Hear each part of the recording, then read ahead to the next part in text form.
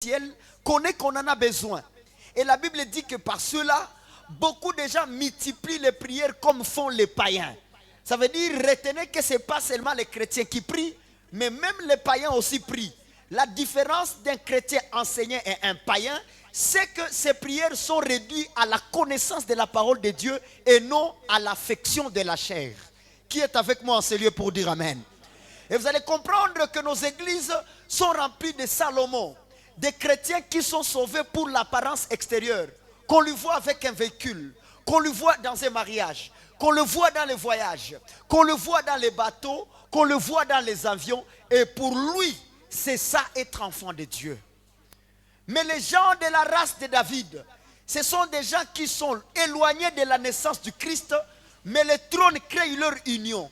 La Bible dit, il y aura un successeur sur le trône de David jusqu'à ce que le Shiloh viendra. Ça veut dire, dans la pensée de Dieu, Dieu voyait de David à Christ sur le trône. Ce qui est important, frère, n'est pas tout ce que tu cherches dans le matériel, dans la vie charnelle, mais c'est d'abord ce que tu es dans l'homme intérieur. Et l'objectif de ce séminaire, c'est de bâtir ton homme intérieur. On acclame fortement le Seigneur. Aide-moi à dire à ton voisin, tu dois passer de Salomon à David. Dis cela à ton voisin. Cet homme attaché aux choses charnelles, qui soit affectionné aux choses spirituelles. Parce que la Bible dit, les charnels sont attachés aux charnels, mais les spirituels sont attachés aux spirituels. Est-ce qu'on peut acclamer pour notre église splendeur du ciel? Et dans cette sagesse, nous voyons cet homme, Salomon, en train de placer une sagesse profonde en ce qui concerne l'introduction de notre message. Dans Proverbes chapitre 17, verset 2, il est en train de dire, dans une maison, il y a un serviteur prudent. Ah non, aujourd'hui je vais enseigner. Un serviteur prudent qui sera en train de dominer sur un fils qui cause la honte. Pourquoi? C'est parce que ce fils cause la honte au père. Et à cause de cela, le serviteur prudent aura son héritage au milieu des frères. Et hier dimanche, j'ai dit que ce verset nous présente trois acteurs. Il y a le maître de l'héritage, il y a le fils qui cause la honte, et il y a le serviteur qui est prudent. Trois personnes qui sont acteurs. Et j'essaie un peu de marquer une nuance. Pourquoi j'introduis le père dans ce verset alors qu'il n'est pas cité? Et là, j'ai donné des témoins ou bien des versets bibliques. En ce qui concerne le père, selon 1 Roi chapitre 21, verset 3, la Bible est en train de dire, c'est un langage de Naboth. Mais Naboth répondit à Akab le roi, que l'Éternel me garde de donner l'héritage à mes pères. Si on voit un serviteur qui vient hériter, et donc il y a l'héritage, et s'il y a l'héritage, ça veut dire qu'il y a un père qui a préparé cet héritage-là. Le deuxième verset, c'est Proverbe chapitre 19, le verset 14. La Bible est en train de dire, on peut hériter de ses pères une maison et des richesses. Ça veut dire partout il y a des richesses, partout il y a des maisons, partout il y a donc l'héritage, il y a un père. Cela fait que dans ce verset, qui est trois acteurs, il y a le père, le fils et le serviteur. Suivez-moi très bien. Ces trois personnes vont jouer un rôle important dans notre séminaire. Nous avons commencé par dire que la parole de Dieu nous présente la première personne. La première personne qui est le serviteur prudent. Tu vas écrire dans ton cahier le serviteur prudent. Celui qui a droit à l'héritage. J'ai dit hier qu'il était interdit en Israël qu'un juif prenne un autre juif comme un serviteur. La majorité des serviteurs, ils étaient des esclaves. Ils étaient des esclaves. On amenait des esclaves et on les amenait dans la maison. C'est pourquoi même si Abraham est le père de la foi, mais il ne permet pas que ni Isaac ni Ismaël soient serviteurs dans la maison. Ils amenaient les serviteurs venant de l'extérieur. Retiens ces paramètres. Le serviteur venait d'un autre endroit pour venir servir dans la maison. Et je vous ai dit hier aussi, si un serviteur voulait quitter cette maison pour aller à cette maison, on devrait d'abord l'affranchir, le rendre libre dans cette maison, afin de s'engager dans une autre maison. Et là, j'ai présenté les humains comme des serviteurs du monde. Nous étions des esclaves du monde. On nous a affranchis de la loi du péché qui est dans le monde. Et on nous a attachés à la servitude de la justice de Dieu. Ça veut dire, il est difficile que tu puisses plaire au monde et plaire à Dieu. C'est pourquoi la Bible dit, le monde vous prendra pour mes ennemis parce que vous m'avez aimé. Aucun homme ne pourra servir 2 maîtres à la fois. Ça veut dire, si dans ta vie, nous remarquons que tu es serviteur du monde, pécheur, il sera difficile que tu sois serviteur dans la maison du Père. Que tu sois croyant sous la grâce. Parce que la grâce n'est pas une affaire des esclaves. La grâce, c'est une affaire des hommes libres. Aide-moi à dire à ton voisin, cette affaire concerne les hommes libres. Ça, c'est le premier paramètre de cette pensée. Mais la deuxième pensée, elle est christocentrique. Elle nous donne l'introduction de notre enseignement. Là où on veut savoir, ce serviteur prudent qui est venu d'ailleurs, c'est qui? Il était à un lieu, mais il est venu servir par sa prudence. Par sa prudence, il va faire la joie de son maître et il lui donnera l'héritage. Je pèse bien mes mots. Par sa prudence, il fera la joie de son maître qui lui donnera la richesse de toute la maison. Qui est ce serviteur prudent? Lisons la parole de Dieu. Lisons la parole de Dieu. Proverbe chapitre 17, verset 2. La parole de Dieu déclare.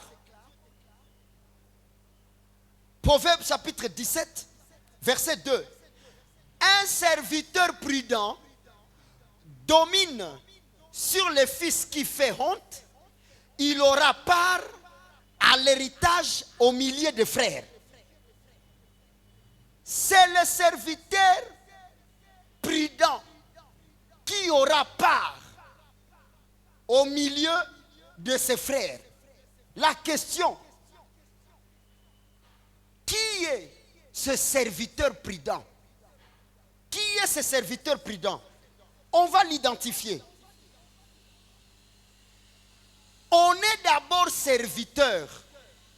On est d'abord serviteur lorsqu'on s'engage à servir une personne. C'est là où tout commence. On est serviteur parce qu'on s'engage à servir une personne. Et ici, vous allez écrire, on est serviteur parce qu'on a cru à l'œuvre de Dieu. Quand on a cru à l'œuvre de Dieu, on devient directement serviteur de Dieu. Quand je dis on croit à l'œuvre de Dieu, je ne veux pas dire devenir diacre, devenir protocole. Croire à l'œuvre que Dieu a accomplie. Quelle est cette œuvre? La rédemption de l'humanité. Ça veut dire tous ceux qui ont cru à l'œuvre de Dieu, à la rédemption, ils sont devenus serviteurs de Dieu. Qui est la première personne qui a cru à la rédemption? C'est celui qui a été envoyé pour cette rédemption-là. Qui connaît déjà son nom? Voilà. Ça veut dire le tout premier serviteur de Dieu. C'est qui? C'est Jésus-Christ. Et il faut que la parole le prouve. Lisons d'abord Jean chapitre 6, verset 28. La Bible dit, ils lui dirent, que devons-nous faire pour faire les œuvres de Dieu? Vous voyez, un serviteur, c'est quelqu'un qui sert. Maintenant, on pose la question, que devons-nous faire pour faire les œuvres de Dieu? La réponse est au verset 29. Jean 6, 29. Jésus leur répondit, l'œuvre de Dieu, c'est que vous croyez en celui qui l'a envoyé. Ça veut dire, faire l'œuvre de Dieu, ce n'est pas venir torchonner à l'église. Faire l'œuvre de Dieu, ce n'est pas enseigner. Faire l'œuvre de Dieu commence d'abord par croire à celui que Dieu a envoyé. Ça veut dire toute personne qui se lève et parler le contraire de ce que Jésus a fait, de ce que Jésus a dit, il n'est pas serviteur de Dieu. Parce qu'un serviteur fait l'œuvre de Dieu. Et ici on nous dit, faire l'œuvre de Dieu c'est quoi? Croire à celui qui l'a envoyé. Est-ce qu'on peut célébrer fortement le Seigneur? Est-ce que les serviteurs de Dieu sont dans la maison de Dieu? Je voulais demander, est-ce qu'un croyant est venu ce soir? Tu peux bien célébrer fortement pour la gloire de notre Seigneur Jésus-Christ. On sera en train de lever certaines confusions. Ici, la parole précise que l'œuvre de Dieu, c'est croire à celui que Dieu a envoyé. Ça veut dire, même si tu ne travailles pas à l'église, mais tu es croyant, automatiquement tu es serviteur. Qui dit amen avec moi? Parce que tu as fait l'œuvre de Dieu. Ici, on ne dit pas chanter. Ici, on ne dit pas, on dit d'abord croire à celui qu'on a envoyé.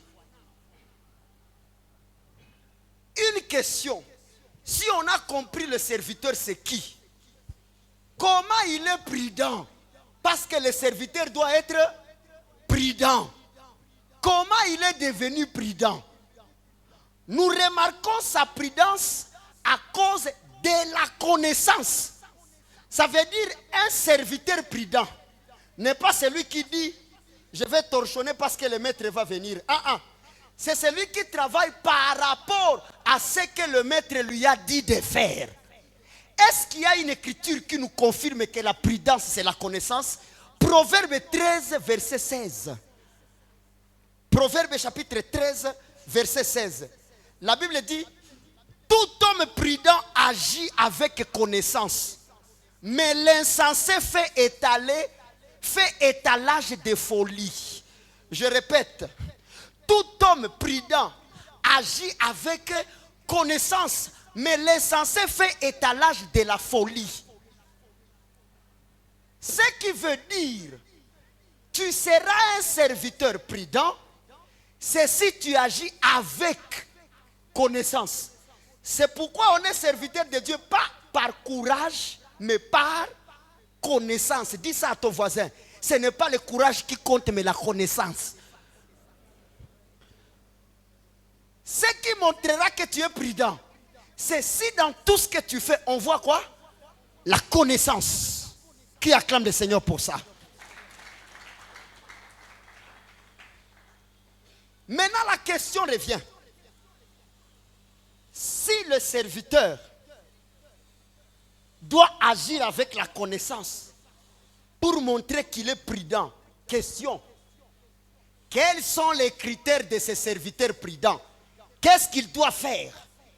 Parce que si nous remarquons le serviteur prudent, nous verrons aussi le fils de la folie. Et il faut seulement que le fils de la folie devienne fils du serviteur prudent et la grâce agit. C'est comme ça. Ésaïe chapitre 52 verset 13 à 15. Ésaïe 52 verset 13 à 15. La parole déclare: voici mon serviteur. On commence à nous présenter maintenant ce qu'il sera. Voici mon serviteur. Verset 13. Voici mon serviteur prospérera. Virgule. Il montera. Virgule. Il s'élèvera. Il s'élèvera bien haut. Premier caractère du serviteur prudent, il doit prospérer, il doit monter, il doit être élevé et encore bien plus haut. Premier critère, c'est exaltation. Écrit exaltation, premier critère. Verset 14 nous donne le deuxième critère.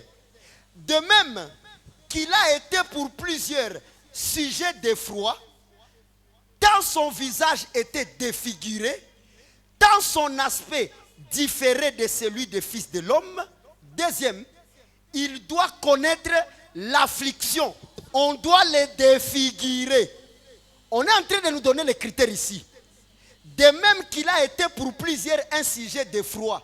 Ça veut dire, Aligeoka sujet à Haya.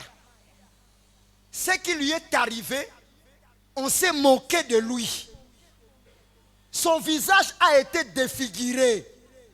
À cause de cela, on comprend qu'il est passé par la souffrance. Deuxième, première c'est quoi? Exaltation. Répondez, église, on est dans l'enseignement. Première c'est quoi? Deuxième c'est quoi? Affliction ou souffrance. Troisième condition. Verset 15. De même, il sera pour beaucoup de peuples un sujet de joie. Devant lui, les rois fermeront la bouche, car ils verront ce qui ne leur avait pas été raconté et ils apprendront ce qui n'a pas été entendu. Troisième condition, après l'exaltation, l'affliction, la troisième condition, ça devient un sujet de joie pour plusieurs peuples. Il doit d'abord être élevé. Il y a déjà des versets qui tournent dans les têtes des gens ici. Après être élevé, il doit d'abord souffrir. Après souffrir, il devient un sujet de joie pour plusieurs peuples. Et la quatrième condition est que il doit être porteur de la bonne nouvelle. À travers lui, les gens doivent entendre ce qu'on n'a jamais entendu. Ces choses-là, c'est lui qui va les accomplir. Il est automatiquement le serviteur. Il est automatiquement le serviteur. Voilà. C'est lui qui ne les accomplit pas, il n'est pas un serviteur. Mais c'est lui qui remplit ces 4 critères. Automatiquement, on le déclare serviteur, prudent, et il a le droit d'avoir tout l'héritage. Nous y allons point par point. Première condition, c'est quoi? Il doit être exalté, élevé. Question. Qui a été élevé? Jean chapitre 3, verset 14 à 15. Jean chapitre 3, verset 14 à 15. La Bible dit, et comme Moïse éleva le serpent dans le désert, il faut de même que le Fils de l'homme soit élevé, afin que quiconque croit en lui ait la vie éternelle. Le premier verset précise que nul n'a été élevé. C'est pourquoi même quand Abraham a voulu élever Isaac sur le trône, Dieu va dire à Abraham, c'est pas lui qui doit être élevé. Fais-lui descendre et élève le bélier à sa place. À Moïse aussi dans le désert, il a compris que quelque chose doit être élevé pour être un sujet de guérison du peuple. Pour tirer le peuple de la morsure du serpent. Est-ce que Moïse est monté? Je pose la question. N'est-ce pas lui qui était le leader du peuple? Mais il a compris que pour détruire un serpent, il faut élever un autre serpent. Pour annuler une malédiction, il faut la frapper par une autre malédiction. Nous étions déjà maudits. C'est pourquoi Christ a été fait malédiction. La même manière que le serpent élevé a annulé le serpent qui a mordi. La même manière, la malédiction que Christ a été faite sur la croix a ôté toute malédiction dans le peuple. Est-ce qu'on peut commencer d'abord par acclamer pour le Fils de l'homme qui a été élevé? Ce n'est pas ton père dans la foi qui a été élevé. La parole précise la même manière que Moïse a élevé. Ça veut dire même Moïse était un prophète de Christ, papa.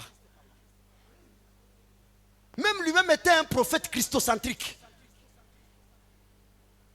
Ceci prouve que le Fils de l'homme qui a été élevé, c'est qui? C'est Jésus-Christ. Nous comprenons que la première condition d'être élevé, Jésus-Christ a fait quoi? Il a accompli. Deuxième condition, il doit subir l'affliction. la souffrance. Ésaïe chapitre 53. Ésaïe chapitre 53, versets 2 à 5. La Bible dit, il s'est élevé devant lui comme une faible plante. Vous voyez encore ça rentre. Nulle part la parole se contredit. Vous allez voir, les versets vont se compléter. Il s'est élevé devant lui comme une faible plante. Comme un rejeton qui sort d'une terre desséchée. Il n'avait ni beauté ni éclat. Là, le verset avait dit, il doit être défiguré. Qui se rappelle de ce verset-là? Quand on a lu les critères d'un serviteur prudent, il doit être défiguré et un sujet d'effroi. Ça veut dire qu'on n'a pas choisi de produire haya. On vient de préciser que Jésus-Christ, est-ce qu'il était défiguré? L'église répondait, est-ce que Jésus était défiguré? Je vous pose une question, est-ce que Jésus était beau? Répondez à haute voix, est-ce que Jésus était beau? Ça veut dire, si le serviteur devient beau, il n'accomplira pas la volonté de son Père. Si le serviteur est beau de visage, ça ne passera pas. Il faut que le serviteur prudent soit défiguré. Et ici la parole précise, il n'avait ni beauté, ni éclat pour attirer nos regards. Et son aspect n'avait rien de nous plaire. Parce qu'il devrait être un sujet d'effroi. Un sujet d'effroi. Effroi pour dire haya. De honte. 3. Méprisé et abandonné des hommes. Homme de douleur. Habitué à la souffrance. Semblable à celui dont on a détourné le visage. Nous l'avons dédaigné. Nous n'avons fait de lui aucun cas. Cependant, ce sont nos souffrances qu'il a portées. C'est de nos douleurs qu'il s'est chargé. Et nous l'avons considéré comme puni, frappé, chargé. Nous l'avons considéré comme humilié de Dieu. Mais il était blessé pour nos péchés, brisé pour nos iniquités. Le châtiment qui nous donne la paix est tombé sur lui. Et c'est par ces meurtrissures que nous sommes guéris. Deuxième question. Est-ce que Jésus-Christ a traversé l'affliction? La réponse c'est oui. Est-ce qu'il a été défiguré?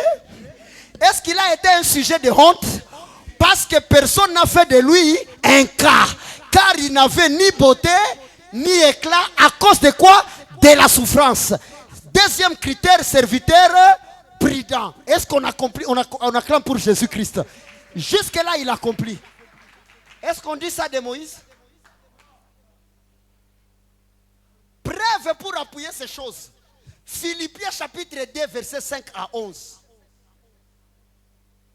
Pasteur, l'enseignement est en train de prendre place. Ça veut dire quand tu m'écouteras prier, dis, béni sois-tu ô serviteur prudent. Tu sauras que je parle de qui? Je vous aime beaucoup. Philippiens chapitre 2, versets 5 à 11. La Bible dit, ayez en vous les sentiments qui étaient en Jésus-Christ. Quel est ce sentiment qui était en Jésus? Lequel exista en forme de Dieu. N'a point regardé comme une proie arrachée d'être égal avec Dieu. Mais s'est dépouillé lui-même en prenant une forme de serviteur.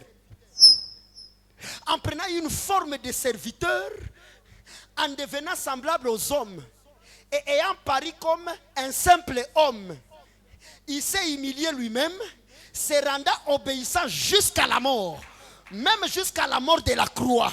C'est pourquoi aussi Dieu l'a souverainement élevé et lui a donné le nom qui est au-dessus de tout nom. Le critère a dit il doit aller bien haut. Il doit aller. Et ici on dit on lui a donné un nom qui est. Est-ce qu'il est allé haut ou il est allé bien haut? Qui peut acclamer pour notre Seigneur Jésus?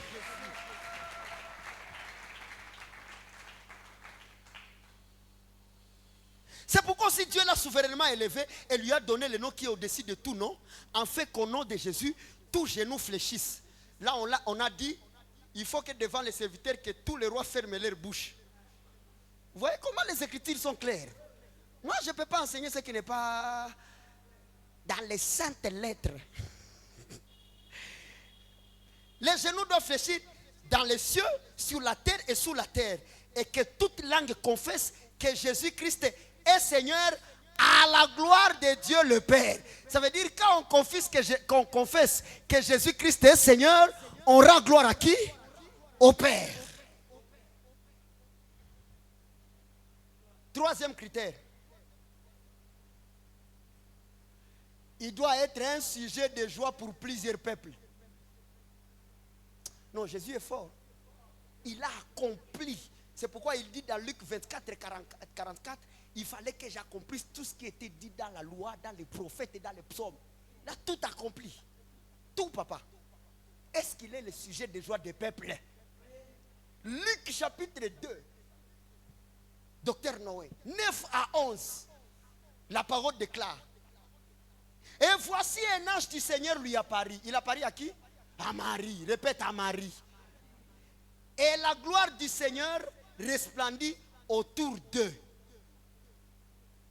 Ils furent saisis d'une grande frayeur.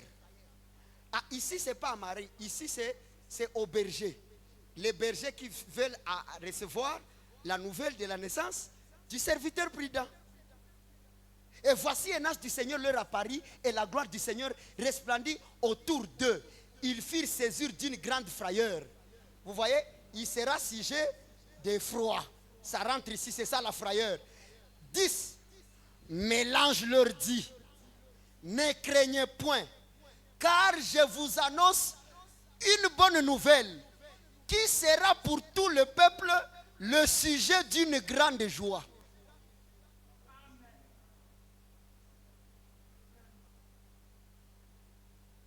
La nouvelle qu'on amène sera un sujet d'une grande joie. C'est qu'aujourd'hui, dans la ville de David, il vous est né un sauveur qui est le Christ, le Seigneur. Qui va célébrer pour cette grâce-là? Qui va fortement célébrer? On voit ici que Jésus-Christ est né. Il sera un sujet d'une grande joie. Aux Juifs seulement. La Bible dit à tous les peuples. Lisez aussi 1 Pierre chapitre 4. 1 Pierre chapitre 4 verset 13 à 16. La parole de Dieu déclare, réjouissez-vous au contraire. J'ai aimé ce verset. Réjouissez-vous au contraire de la part que vous avez aussi aux souffrances de Christ. Si Christ a souffert pour être exalté, nous aussi nous devons faire quoi? C'est le même système. Aseme mufurahi hivi tu mumeshiriki mateso ya Kristo. Pourquoi? Afin que vous soyez aussi dans la joie et dans l'allégresse lorsque sa gloire apparaîtra. Si vous êtes outragés pour le nom de Christ, vous êtes heureux. Si vous êtes outragés pour le nom de Christ, vous êtes heureux. Parce que l'esprit de gloire, l'esprit de Dieu repose sur vous. On nous montre la qualité de souffrance qu'on ne doit pas avoir. Que nul de vous, en effet, ne souffre comme un meurtrier, ou voleur, ou malfaiteur, ou comme s'ingérant dans les affaires d'autrui. Mais si quelqu'un souffre comme chrétien, qu'il n'en ait point honte, et que plutôt il glorifie Dieu à cause de ses noms. Notre souffrance n'est pas parce qu'on t'a attrapé comme voleur. Maandiko na katala. Unakutana watu yuko wanapigana, unazogea wanakupiga ngumi. Banakwambia usiteseke sa mtu mwanaleta buiwai muafere za watu. Maandiko iko nasema hapa. Il y a d'autres qui souffrent parce qu'ils ont amené buiwai dans les affaires d'autrui. On ne te demande pas de souffrir comme un meurtrier.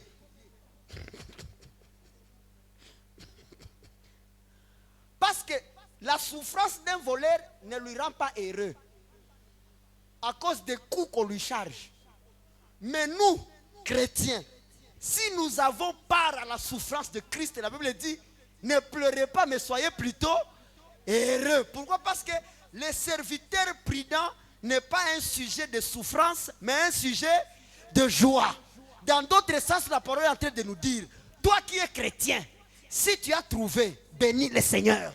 Si tu as manqué, bénis le Seigneur. Que tu sois en bonne santé, bénis le Seigneur. Que tu sois malade, bénis le Seigneur. La parole confirme en disant, toutes choses concourent au bien de ceux qui aiment Dieu. Qu'est-ce qui me séparera de l'amour de Dieu? Est-ce que c'est la souffrance? Non. Est-ce que c'est la carence? Non. Est-ce que c'est la pauvreté? La plus grande chose, aujourd'hui nous avons des séminaires de 100 jours de prière, c'est pour nous tirer de cette souffrance, alors que par cette souffrance nous devons glorifier Dieu. De dire, si je peux refuser ce travail à cause de la vérité, si je peux être rejeté à cause de l'évangile, je n'ai pas peur d'avancer parce que Dieu est avec moi. Qui te dira que être chrétien ne veut pas dire souffrance, il t'a trompé. Souffrance, oui. Mais que doit nous donner cette souffrance-là? C'est la joie. C'est pourquoi même, ça c'est fort. C'est quand Israël a mangé l'herbe amère en Égypte qu'ils sont sortis. Ça veut dire qu'ils n'avaient pas du miel dans leur bouche. Ils avaient une chose de bololo. Mais quand même, inafunguka. Qui comprend ce que je dis?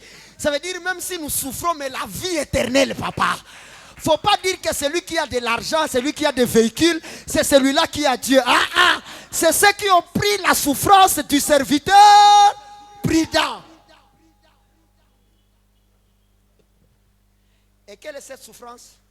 Paul le dit, la souffrance que Christ n'a pas achevée, je l'ai achevée dans mon corps pour l'église. Ou bien pour l'évangile. Ça veut dire qu'il y a des gens qui ont décidé de nous abandonner à cause de la vérité. Pour nous, ce n'est pas un sujet de froid, c'est un sujet de joie. Et là, on peut dire, on n'est pas comme eux. Hatufanye kama wao. Hatuseme kama wao. Et nous sommes en train d'accomplir l'écriture qui dit que Jésus n'est pas venu apporter la paix, mais il est venu apporter l'épée. Pour faire quoi?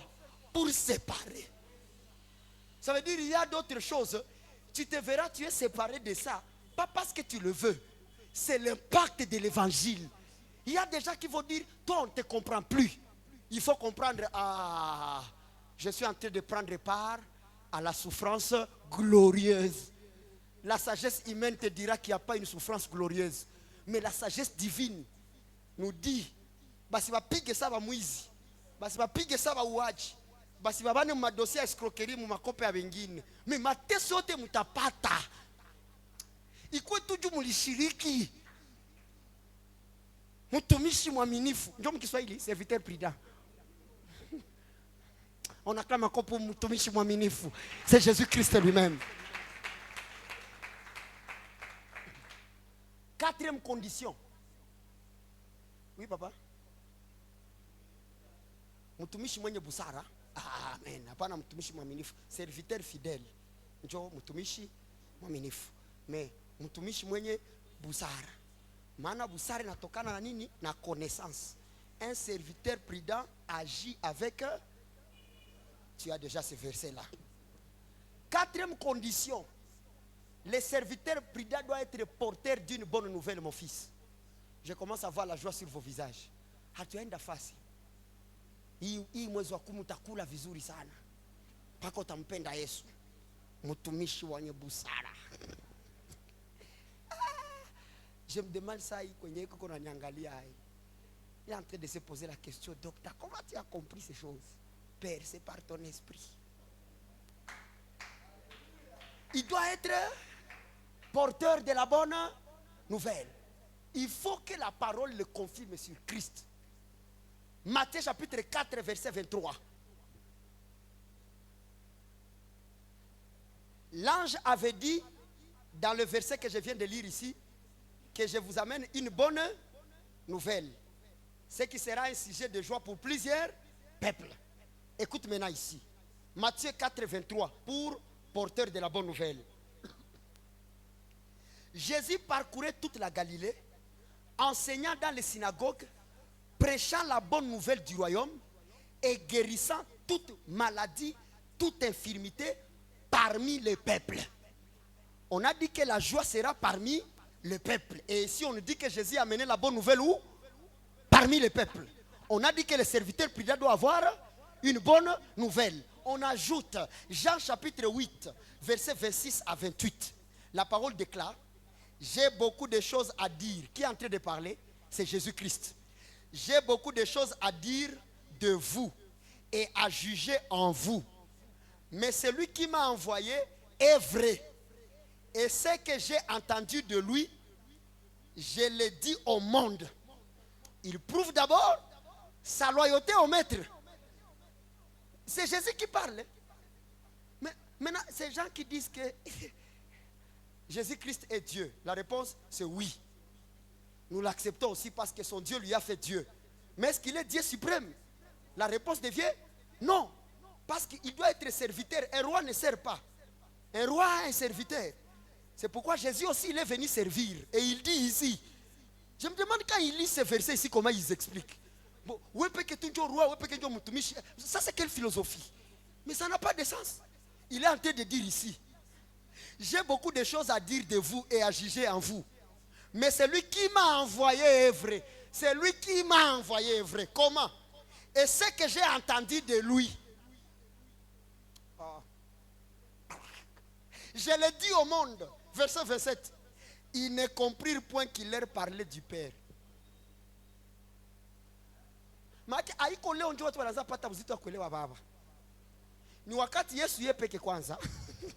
Quand Jésus lui-même était à l'œuvre, on avait difficile de comprendre qu'il avait un Père.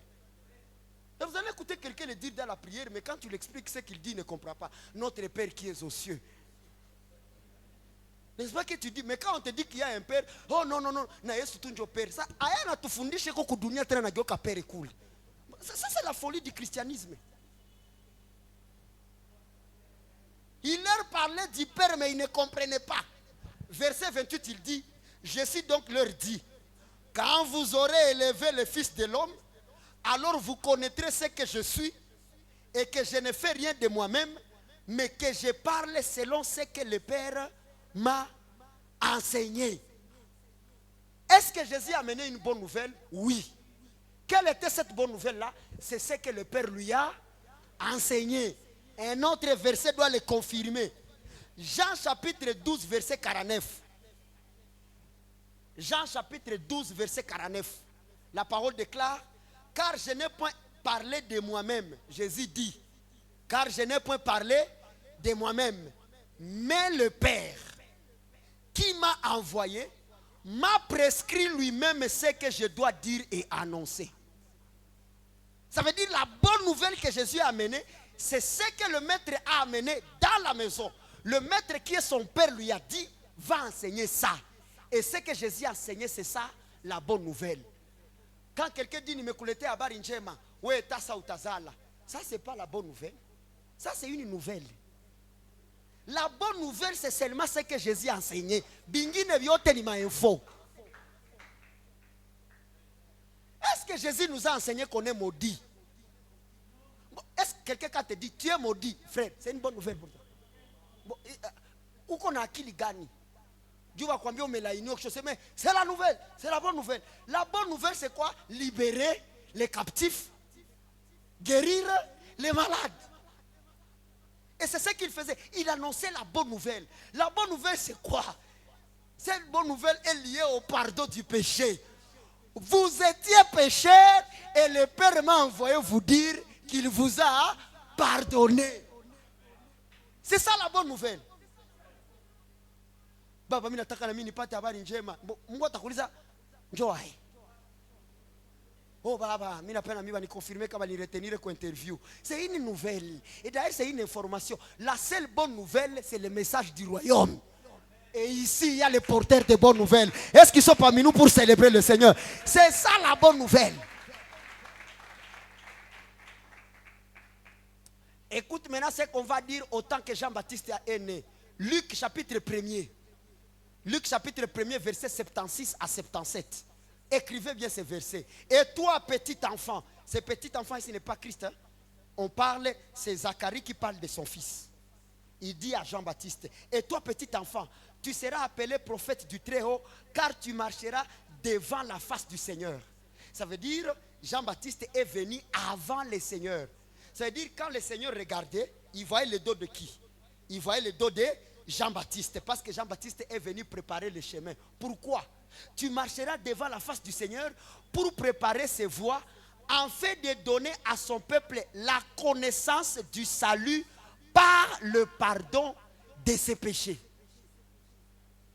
On a dit qu'un serviteur prudent agit avec connaissance. Et ici on confirme que Jésus est venu nous donner la connaissance du salut par le pardon des péchés. Voilà. Concluons par cette vérité évangélique et christocentrique que le serviteur prudent c'est qui? C'est Jésus-Christ. Salut ton voisin, dis-lui le serviteur prudent, c'est Jésus-Christ. Si déjà Jésus-Christ c'est le serviteur prudent, vous voyez déjà le Père? Vous voyez déjà le Père, n'est-ce pas? Parce que c'est le Père qui va donner l'héritage. L'Écriture a dit, je répète encore pour rentrer, Proverbe 17, 2. Un serviteur prudent domine sur le fils qui fait honte. Un serviteur prudent domine sur le fils qui fait honte et il aura part à l'héritage au milieu de ses frères. On a déjà étudié le serviteur prudent, c'est qui? C'est Jésus-Christ. Et étudions maintenant le fils qui fait honte, c'est qui? Pour que le message de la grâce commence à prendre sa forme. Aïe, aïe, aïe. Qui va célébrer le Seigneur? Qui va fortement acclamer le Seigneur?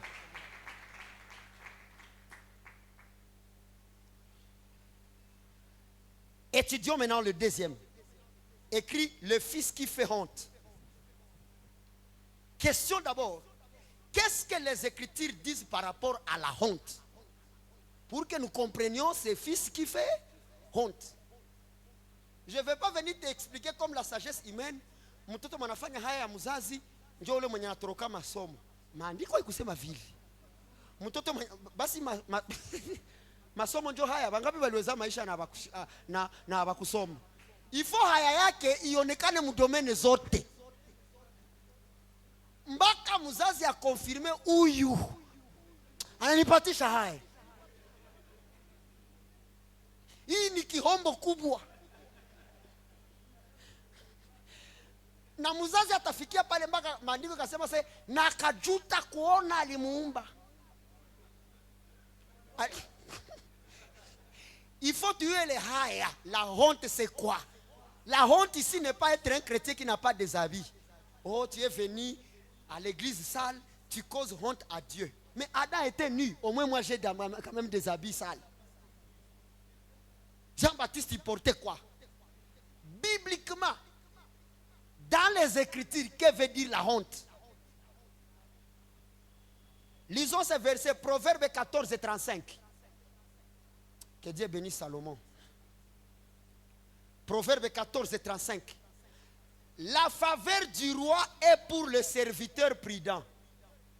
Comprenez déjà quand on parle de la faveur du roi, c'est déjà la grâce. Pour dire la grâce de Dieu est sur le serviteur prudent. La grâce de Dieu est sur le serviteur prudent. Bon, enlevez le serviteur prudent et mettez son nom. La grâce de Dieu est sur... La loi a été donnée par Moïse. Mais la grâce et la vérité sont venues. Vous comprenez maintenant comment d'autres écritures commencent à voir la signification? Parce que la faveur du roi est sur qui? Sur les serviteurs prudents. Et sa colère pour celui qui fait honte. La grâce sera sur les serviteurs prudents. Mais la colère, c'est celui qui fait quoi? Vous voyez comment le message commence à prendre forme? Merci.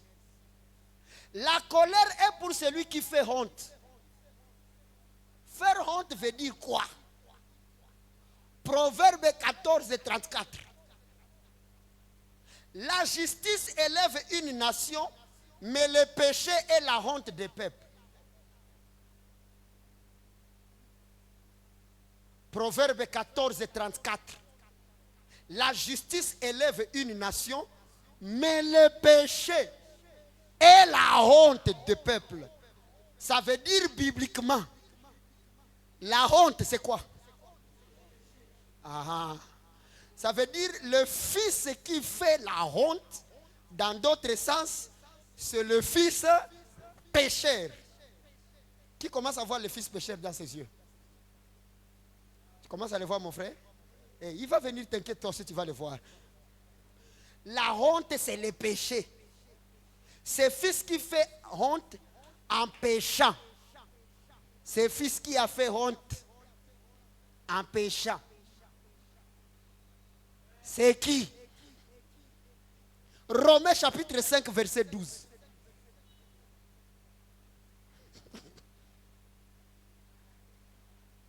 Leta haya papa. Tena mujama yote mzee.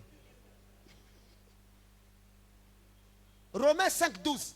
C'est pourquoi, comme par un seul homme, le péché est entré dans le monde, et par le péché, la mort, qu'ainsi la mort s'est étendue sur tous les hommes, parce que tous ont péché.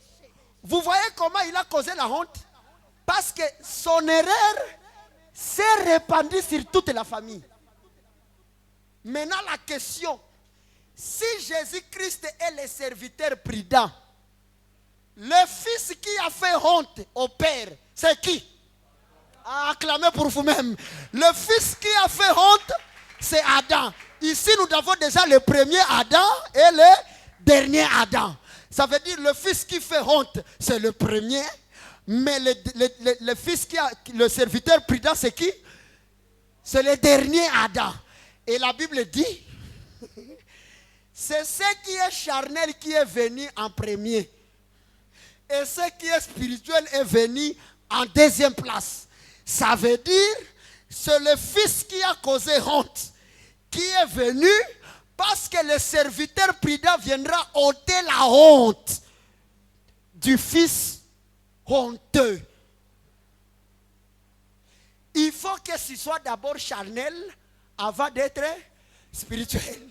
Il faut que tu sois d'abord un fils qui cause la honte avant d'être attaché au serviteur prudent.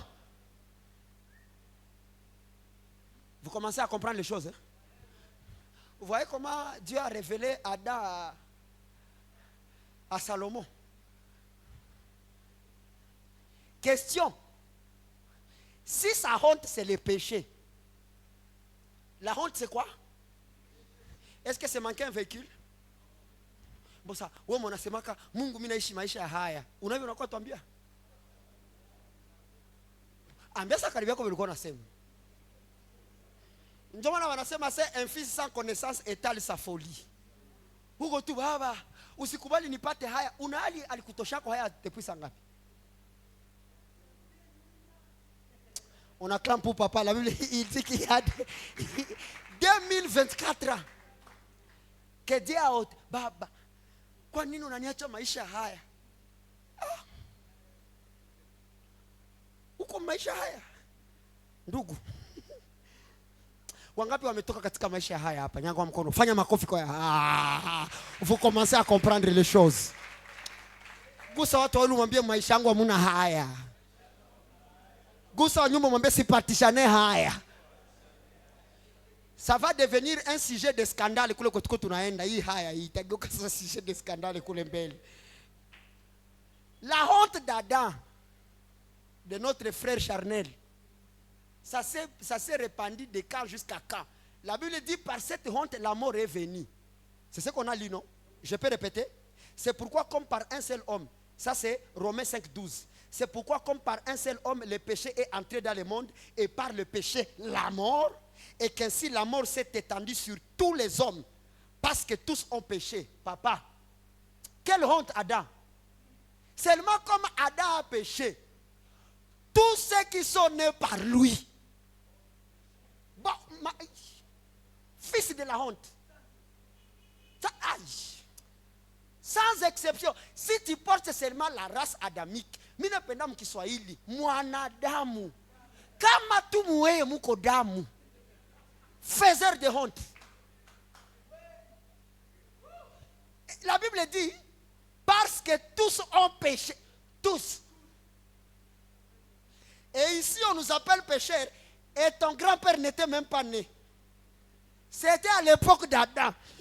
Avant de lui chasser, on lui a donné une information. Toute personne qui naîtra par toi, kizazi chako chote.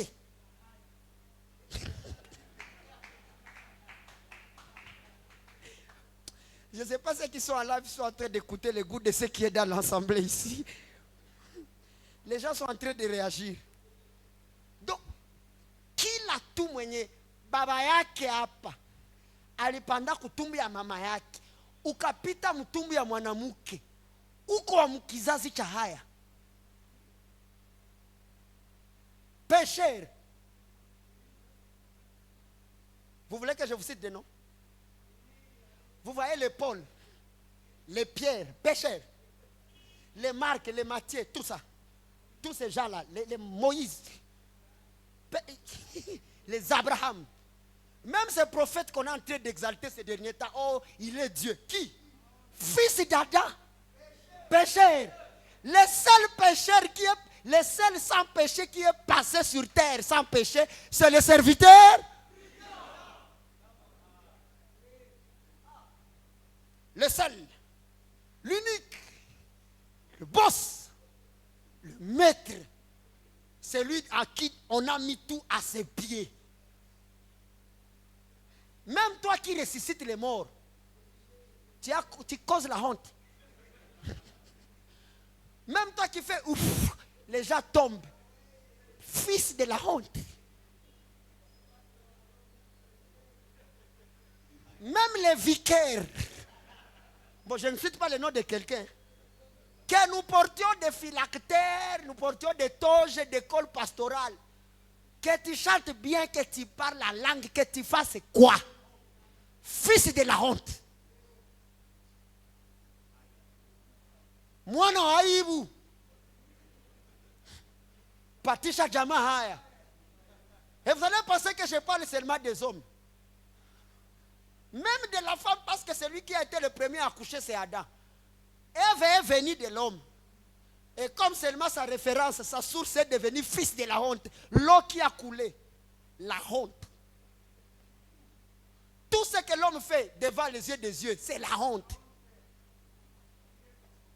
Tout ce que tu fais, comme tu es fils de la honte, tout ce que tu fais, c'est quoi? C'est la honte. Le seul qui plaît aux yeux de Dieu, le seul que Dieu a le goût de regarder, c'est un seul, le serviteur.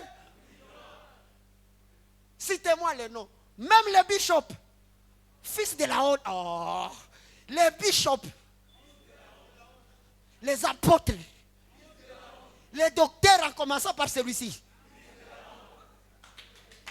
Et toi qui es en train de me suivre, fils de la honte, ton père qui n'est pas venu, ta mère qui va vers Moach, tes frères qui sont à l'IOB, Donald Trump, Poutine,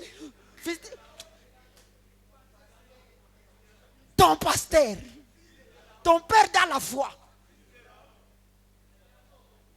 Cristiano Ronaldo et Messi, fils de la honte, les milliardaires de ce monde, tous, les musulmans, les bouddhistes, les hindous, les illuminati, tous c'est là, devant Dieu, fils de la honte. Mahomet,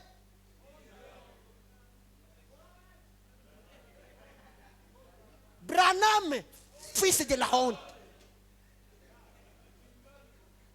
Kimbangu papa.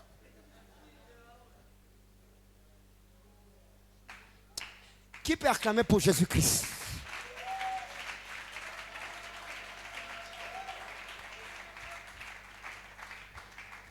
Tous, fils de la honte. Et la Bible dit que la honte, c'est quoi? C'est le péché. Les adeptes aujourd'hui peuvent prouver qu'ils n'ont pas péché. Mais si on les ramène à la vie, eux-mêmes vont leur dire. Comme il y a quelqu'un que j'écoutais dire qu'il y a un prophète, lui, il parlait et sa femme tombait enceinte. Tout tout le temps qu'il a passé sur la terre, il n'a pas connu de femme.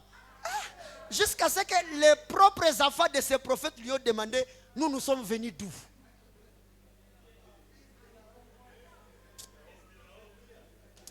Est-ce qu'on peut acclamer pour le serviteur prudent?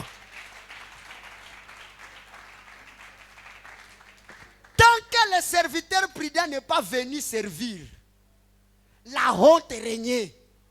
Quand je dis la honte régnait, c'est quoi? Écoutez maintenant. Question du quoi? Quelle est l'étendue du péché dans le monde? Romains chapitre 5, verset 13 à 14. Le verset 13 commence jusqu'à la loi. Jusqu'à, ça veut dire c'est la dernière destination. Bon, ça a commencé où? Ici on dit jusqu'à la loi. Ça veut dire le péché est venu avant la loi. Maintenant, si le péché est venu avant la loi, ça a commencé où?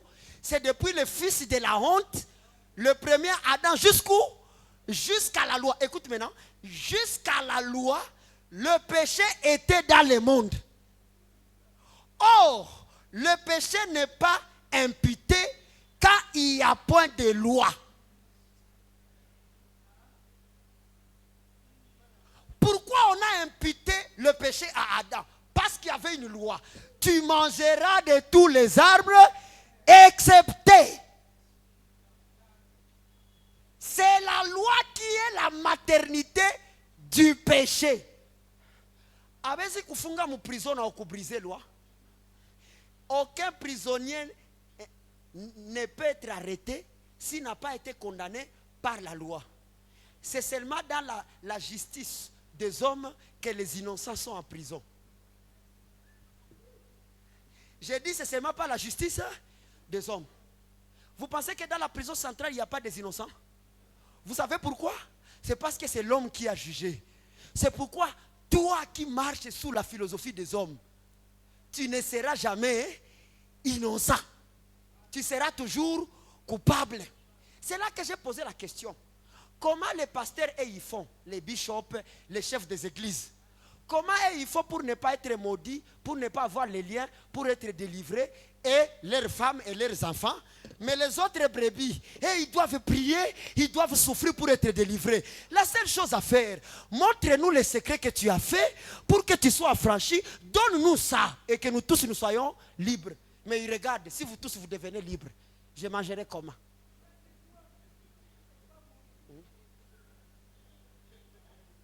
Même toi qui fais ça, fils de la honte. Je peux avancer?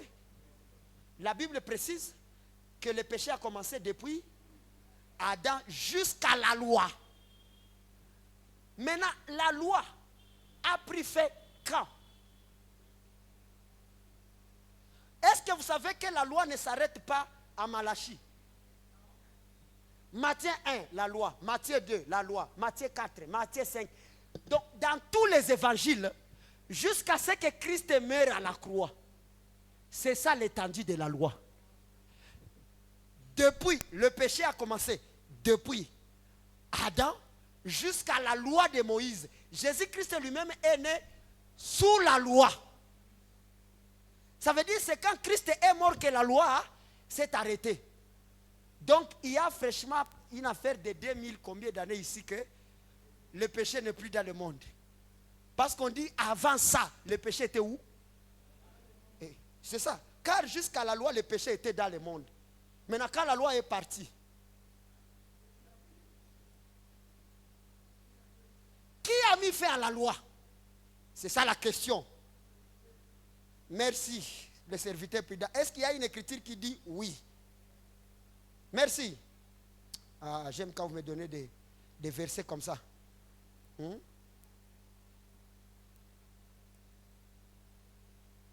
Lis ces versets. La Bible déclare,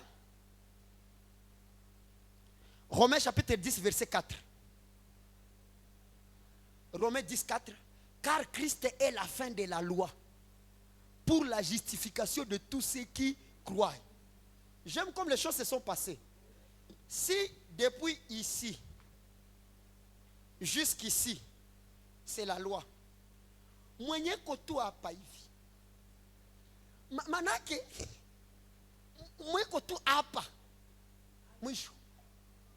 Vous comprenez maintenant comment le serviteur prudent est merveilleux quand la parole dit faites attention que le voleur et la prostituée ne vous devancent. À ses côtés, à la croix, il y avait un voleur. C'était pourquoi Jésus est mort avant. Parce qu'il savait qu'il lui a promis que ce soir tu seras au paradis. Si seulement il meurt avant Christ, il doit attendre 3 jours et la promesse devient fausse. Maintenant, il fallait que Christ, il s'est humilié. Il est mort vite, pas à cause de ça, mais à cause d'un voleur. Pour seulement accomplir la promesse d'un voleur. Il est mort, paf. Quand il est mort, il a tourné la porte au péché et à la mort. Il a dit, fini. Moi, j'attendais que, comme dans la région des morts, c'est Abel qui est entré le premier. Un homme bien.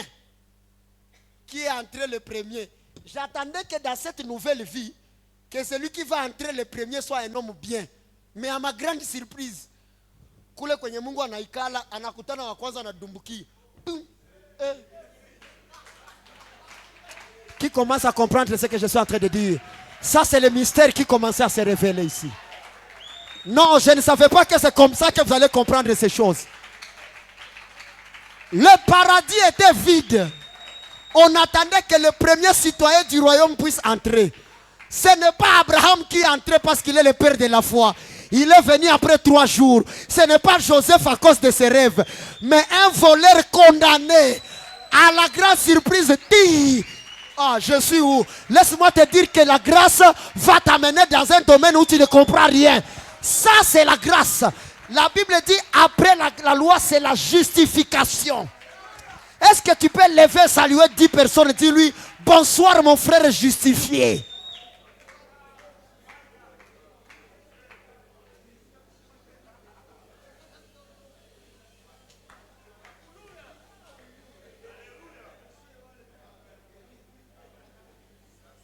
Nishie bale ulilogotaka muhaya na muaibu.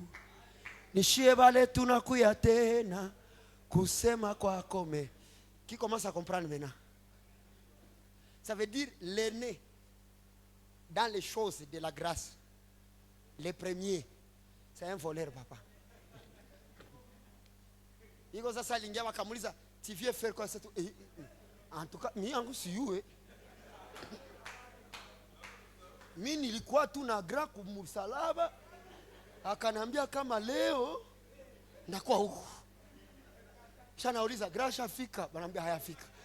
Alienda wapi? Angana natafuta ba Musa. Non. Non, Jésus est merveilleux.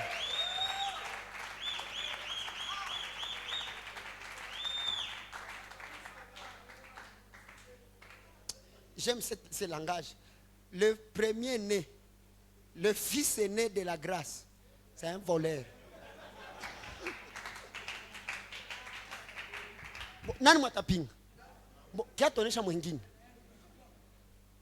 D'ailleurs, un voleur se paie. Un brigand. Parce que voleur anaweza kuiba, mais mwandiko brigand na kuiba na nakuacha nusu mauti.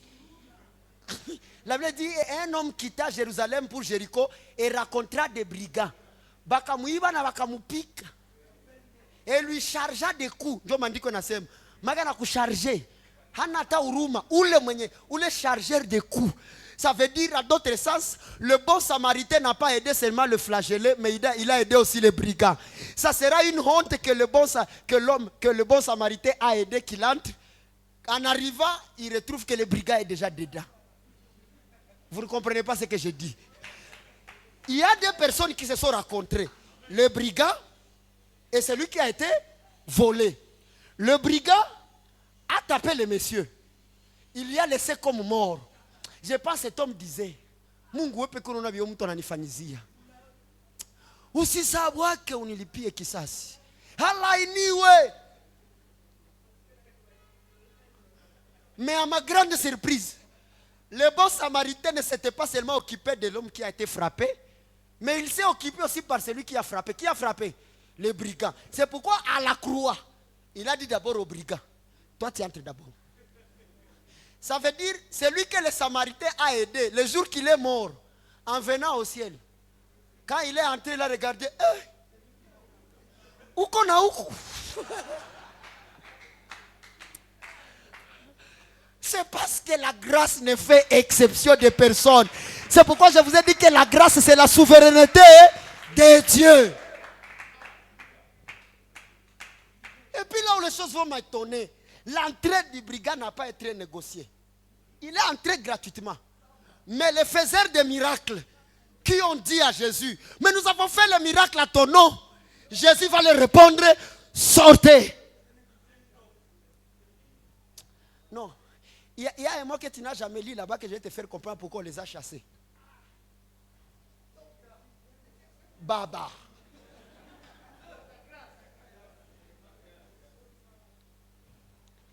Laisse-moi te montrer pourquoi on les a chassés. Pour que tu puisses comprendre.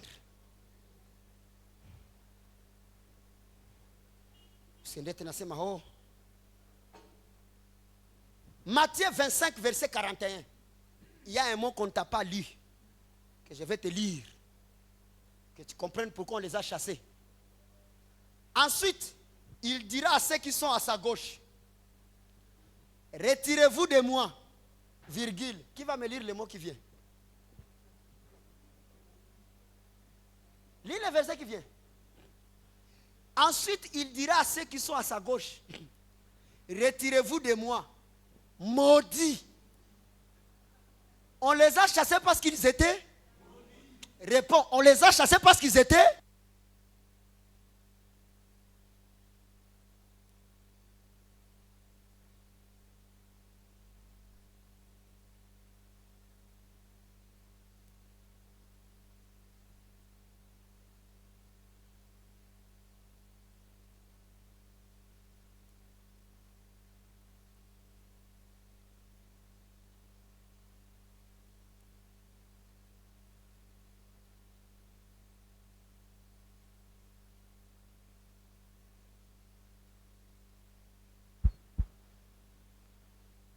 Ensuite, il dira à ceux qui sont à sa gauche, retirez-vous de moi, bande de maudits. Allez dans le feu éternel, qui a été préparé pour le diable et pour ses anges. Et pour? Or, Apocalypse montre que les anges ne sont plus seulement célestes, écrit à l'ange de l'église. Ça veut dire, comme le diable est allé là-bas et ses anges, même les anges du diable qui ont travaillé dans cette étape, les faux ministres, et aussi ils iront là-bas. Maintenant, on les a chassés parce qu'ils sont maudits. Mais question, comment on est maudit? C'est quand on porte la malédiction. Quelle est cette malédiction qui a fait à ce qu'on les chasse? Regardez ça.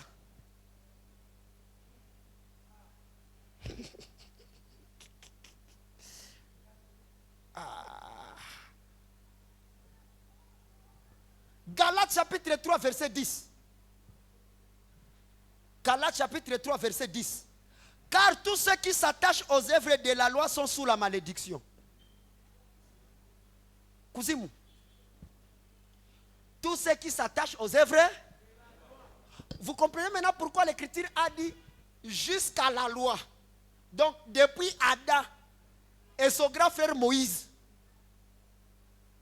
Tous.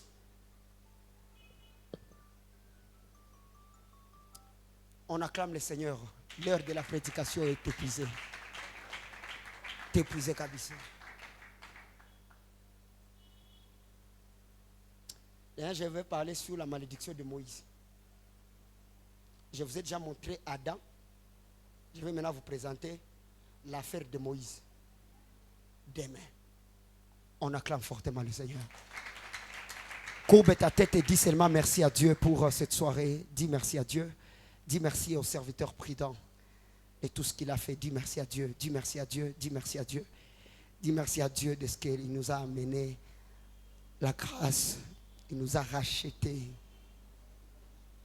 Nous a rachetés. Nous a rachetés. Nous a rachetés. Nous a rachetés. Je ne sais pas si tu connais cette chanson. On va la chanter ensemble. Tu es le Dieu qui m'a sauvé. Tu es le Dieu qui m'a sauvé. Tu es le Dieu qui